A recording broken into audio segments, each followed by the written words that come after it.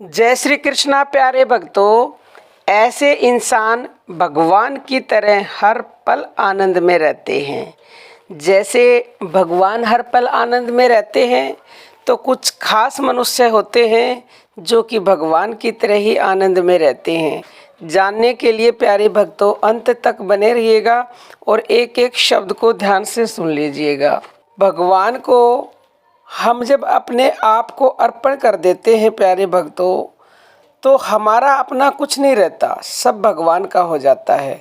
जिस प्रकार हमने किसी ब्राह्मण को कुछ दान दे दिया तो दान करने के बाद वो वस्तु ब्राह्मण की हो जाती है। वो उस वस्तु के साथ चाहे जो कुछ भी करे उसकी इच्छा है।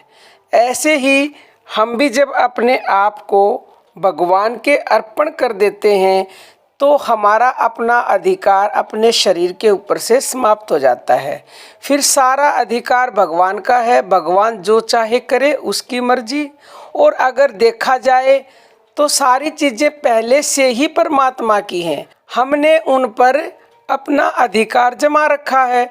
वह अधिकार उठा लिया जाए, जो इस प्रकार समझ जाता है उसको लोक दृष्टि में दिखने वाले कैसे ही सुख दुख आकर प्राप्त हो, भगवान उसका चाहे सो करे, उसको किसी प्रकार का कोई भी विकार नहीं होता।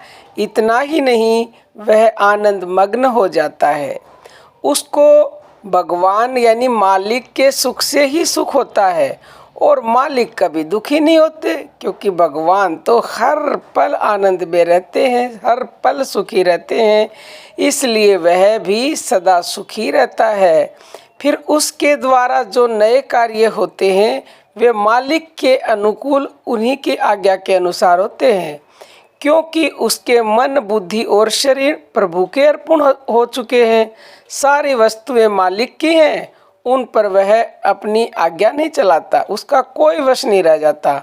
भक्ति पूर्वक आत्म समर्पण करने के कारण वह भगवान के शरण हो जाता है और फिर परमात्मा को कभी नहीं भूलता, निरंतर भगवान का चिंतन करता रहता है और चिंतन करते करते हर पल आनंद में रहता है, हर पल सुखी रहता है, क्योंकि वो समझ गया है कि सब कुछ भगवान का है, भगवान अब जो चाहे वो करें।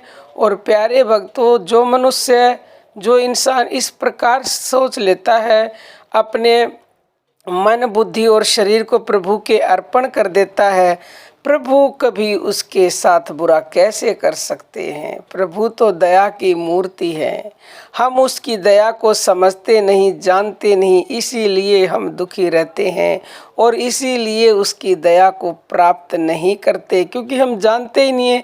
जितनी जानेंगे उसकी दया को, उसके तत्व को, उतना ही हम सुखी रहेंगे, उतना ही हम आनंद में रहेंगे।